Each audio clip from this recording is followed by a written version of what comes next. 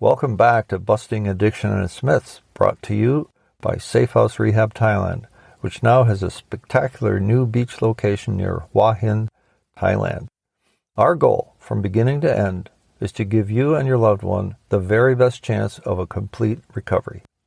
And to that end, you can't imagine a more serene yet astonishing setting than our location near the beach in Dolphin Bay. With the sea a short walk in front of us, and the awesome Samrayat National Park mountains behind our facility, we offer the most peaceful sanctuary one could possibly imagine to begin the journey of complete recovery.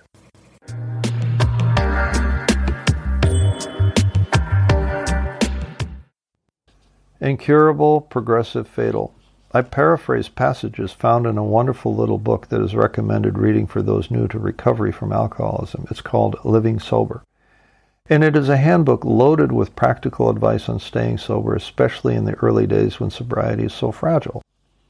There is this notion, articulated by a doctor in the 1930s who was familiar with alcoholism, that alcoholism is an allergy of the body and an obsession of the mind. That opinion appears in the earliest printing of the big book known as Alcoholics Anonymous.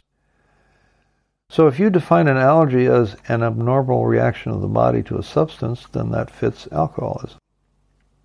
If you define an obsession of the mind as constantly thinking about drinking, then that fits too. In the handbook Living Sober, it states that if a person with a food allergy goes around feeling self-pity and is whining about not being able to eat something delicious, nobody will feel sorry for him. Same goes for the whining alcoholic who complains about not being able to drink. The difference is that while most ordinary allergies are not fatal, excessive drinking will kill an alcoholic if he keeps drinking. According to the authors of Living Sober, he'll stop eating those strawberries that cause the hives, but an alcoholic who is not recovering will continue to drink even when he knows his own drinking is causing all kinds of problems, and he can't stop in his power even when he wants to.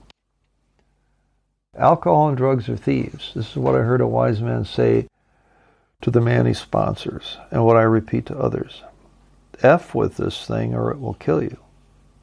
But before it does that, it will steal from you. It will steal your money. It will rob you of your peace of mind. It will steal the goodwill of your family. It will steal your mental and physical health. It will abscond with your reputation. It will take your job and career away. Then it will kill you, and you'll be the one holding the gun. Or it will put you in jail or in an institution. All options end life one way or another.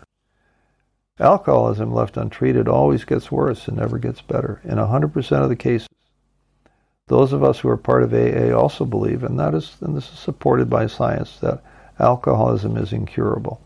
We cannot change our body's chemistry to being normal, moderate social drinkers, back to the type of drinkers we were in our own youth.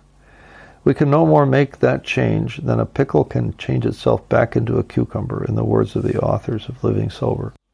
This author also agrees with the claim that deaths caused by alcoholism are seriously undercounted.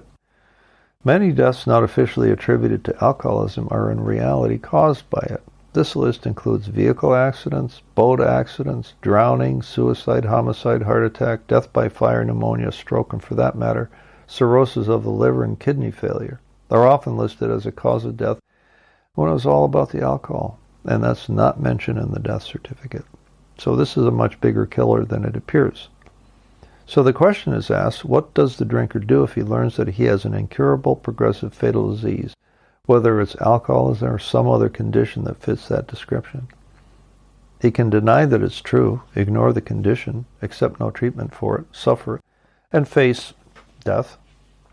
Or he can accept the diagnosis and discover that he can have many years of productive, happy living as long as he takes care of himself. And that's really the key issue. He recognizes the full seriousness of his condition and does the sensible things that are necessary to carry on a healthy life. He takes care of business, and that business is sobriety, arresting the disease in its tracks and moving upward. No one need to be ashamed that they have this disease. We are taught. It is not a disgrace. No one knows why some people become alcoholics and others don't. It doesn't matter anyway. Looking for the answer is just a distraction, or it may become an excuse such as, oh, I'm an alcoholic because both my parents were alcoholic and abusive. So let's forgive them and move on, we're taught. Don't hold a resentment, as that will only eat you up from the inside. I heard an old-timer say once. It really is no one's fault. There's no one to blame. We alcoholics, addicts didn't want to become alcoholics or drug addicts. We didn't know then that when we crossed the invisible line, that we could not stop abusing a substance on our own willpower, even if we wanted to, without help from others. But now there's a choice that presents itself upon the discovery of a recovery program, by accident, in treatment, by referral by a friend or a clinician, through social media, and so on. All that is required is for the person who wants sobriety to be willing to go to any length to get it and to stay clean and sober. A sidebar to this discussion, by the way, since the situation is a bit different when it comes to drugs.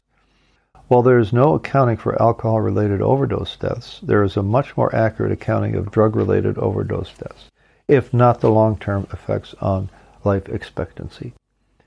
In 2022, the last year measured in total, there were 108,490 drug overdose deaths counted by the CDC in the USA, Centers for Disease Control. This includes accidental overdoses, known suicides, homicides, and undetermined intents. Let's look at a related issue while we're at it. That of vehicle deaths known to be attributable to drunk driving, let alone drug-impaired driving.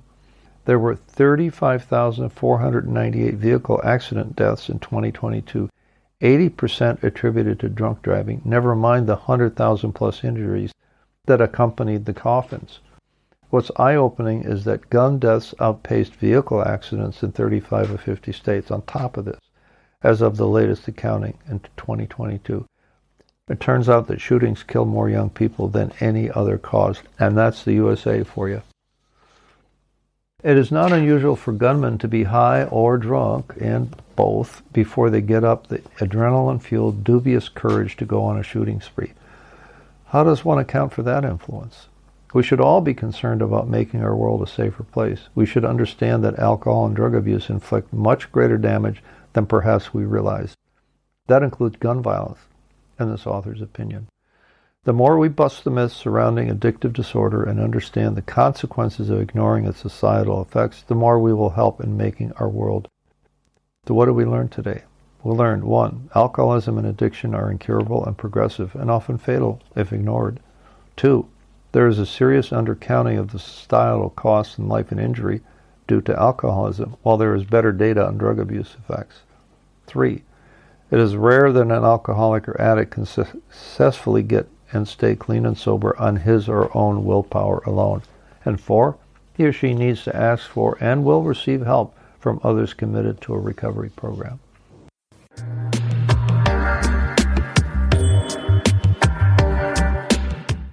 This podcast is sponsored by Safe House Rehab Thailand, with a new beach location near Hua Hin, offering the best chance of a complete recovery, because families today are facing new challenges and deserve a better way forward.